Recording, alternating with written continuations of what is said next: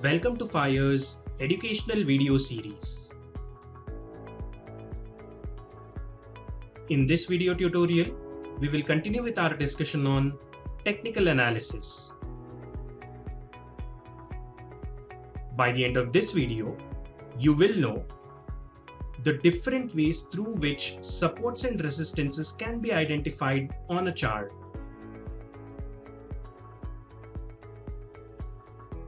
There are a number of ways in which support and resistance can be identified on a chart. The key amongst these are prior highs and lows, round numbers and psychological levels,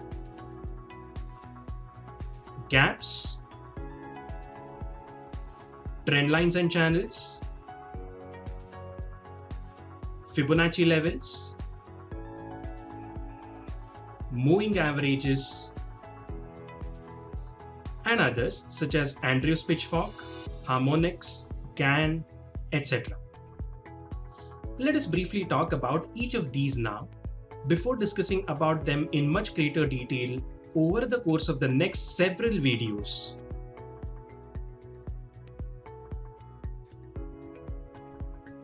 Prior highs and lows. This is something that we have already talked about in the previous videos. However, let us again talk about it, but this time from a psychological standpoint. Notice in the chart the boxes that are shaded in red and those that are shaded in green. The red shaded boxes show regions wherein the prior high acted as a resistance or as a barrier to price.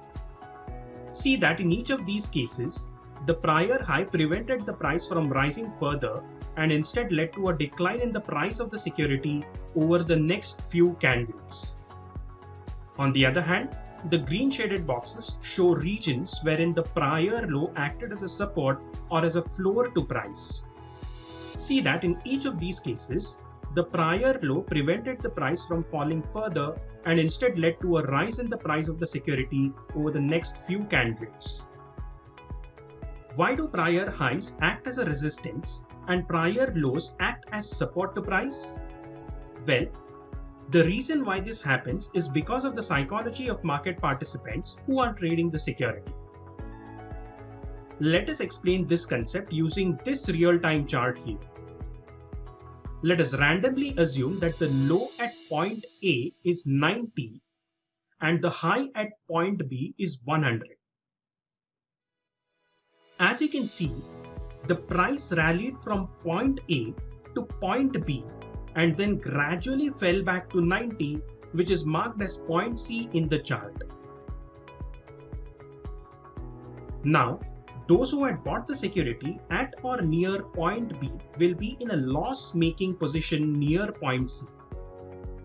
Their natural inclination would be to cover those losses at or near their entry level of 100 rather than accepting a loss and exiting somewhere near point C.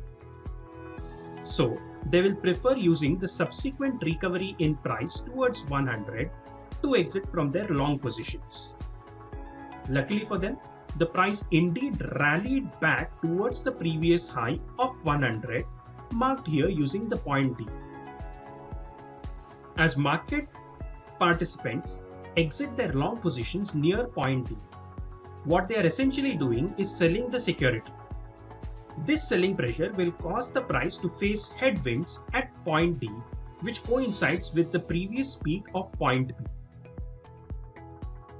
The second reason is that those who had bought the security at lower levels, such as near point C, would be inclined to book profits and exit from their long positions, especially as the price at point D is near a previous resistance of point B.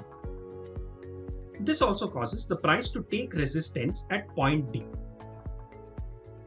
The third reason is that as point D is near the vicinity of the prior high, there will be traders who would be looking out to create fresh short positions in the security at or near point D. This will also cause the price to face headwinds near the previous high of point B.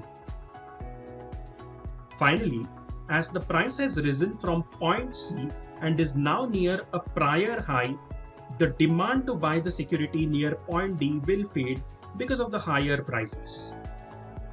This potential weakening of demand also causes the price to face resistance near point B.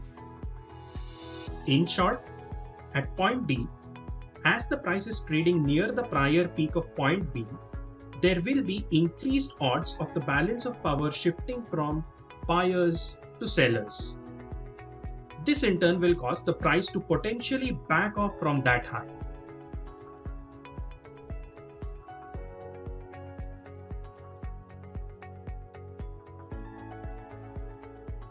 Round numbers and psychological levels. Round numbers and psychological levels often tend to act as barriers to price from rising further or from falling further. This is again because of the psychology of market participants. Often, market participants prefer transacting at round, whole numbers such as 50, 100, 1000, 10,000, 12,000, and so on. As a result, if the price is approaching an important round number or an important psychological level, that number or level often tends to act as a support or as a resistance whenever it is touched. Take the case of Nifty as an example. After several months, the index touched the psychological 12,000 barrier in October 2020. However, since touching this level, the index has never really managed to sustain above it. In fact, each touch of the 12,000 psychological level has been met with strong selling pressure in the index.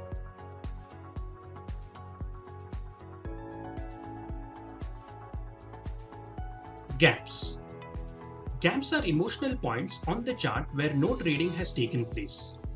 It usually occurs between the closing on one session and the opening on the following session. Gaps are mostly spotted on the daily chart. That said, they occasionally show up on other time frame charts as well.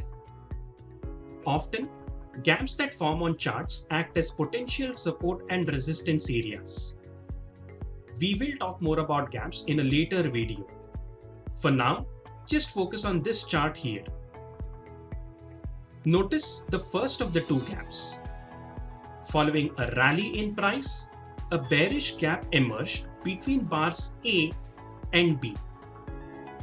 This gap is bearish because the low of bar A is above the high of bar B. Over the next few sessions, see how the gap area between bars A and B acted as a resistance to price. See that the price was unable to move above the high of this gap for the next several days. Similarly, notice the second of the two gaps. Here, a bullish gap emerged between bar C and D. I call this bullish because the high of bar C is below the low of bar D. A few days later, observe how this gap between bars C and D acted as a support to price for 3 consecutive sessions before the security eventually started moving higher again. Keep in mind that a bullish gap often tends to act as a future support, while a bearish gap often tends to act as a future resistance.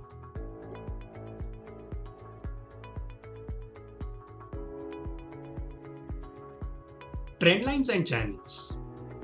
Trendlines and channels tend to act as variable areas of support and resistance. I call these variable because these supports and resistances do not always come in at static or constant levels, but rather at variable levels. For example, look at this chart here. As you can see, a trend line is drawn connecting the two lows that are shown using the first two arrows. This trend line is then projected forward to the right.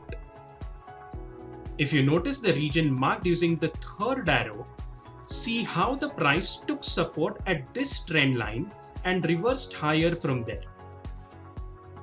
Notice how this trend line acted as a variable support to price from where the price moved higher.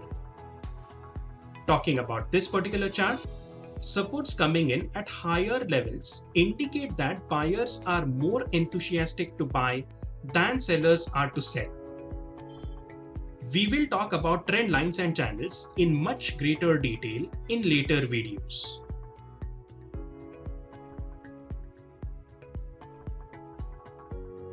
Fibonacci levels.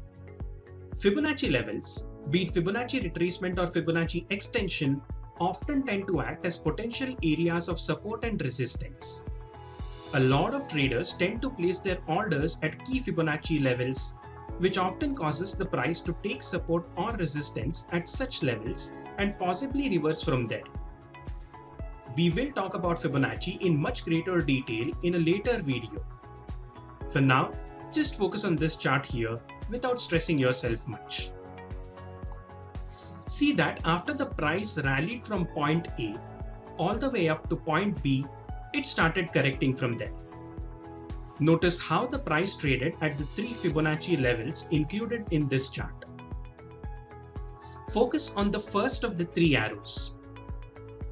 After falling from point B, see that the price took support at the 38.2% Fibonacci retracement and bounced slightly from there. Now focus on the second arrow. See that the price fall from this minor high halted near the 50% Fibonacci retracement for the next several bars before breaking underneath it. Finally, focus on the third arrow. See that after touching the 61.8% Fibonacci retracement, the price reversed higher quite dramatically. Notice how each of these Fibonacci levels acted as a support to price, with the third level providing the strongest support from where the price reversed higher sharply.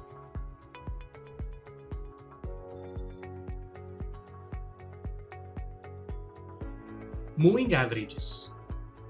Moving averages act as dynamic area of support and resistance to price. They are dynamic because moving averages keep changing with time as the price changes. When price is above the moving average can act as support to price whenever it is touched. Similarly, when price is below the moving average can act as resistance whenever it is touched. We will talk in detail about moving averages in the coming videos. For now, just focus on this chart here. The moving average that is used in this chart, as represented by the blue line, is the 200-day simple moving average, also known as SMA. See that initially price was trading above the moving average. Notice the first arrow. See that the decline in price halted right at the moving average before turning higher again. In this case, see how well the moving average acted as a support to price. Now turn your focus to the second arrow. In this case, see that the price is below the moving average. See how the rally in price halted for a few sessions right near the moving average. Here, the moving average acted as a minor resistance to price. Finally, notice the third and the fourth arrows. In each of these two cases, see that the price is above the moving average. See how the decline in price halted right at the moving average on both the occasions, from where the price turned higher again. Here, the moving average acted as a support to price.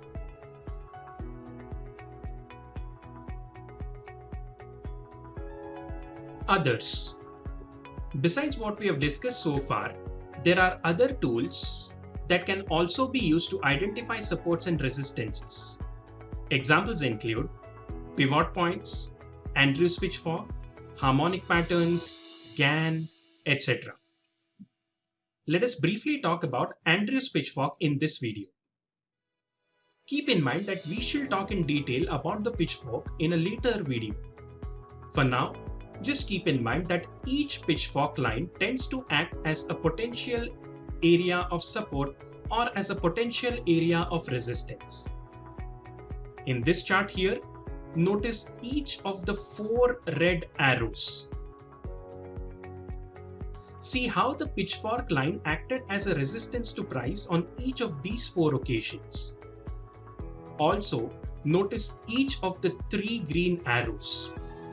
See how the pitchfork line acted as a support to price on each of these 3 occasions.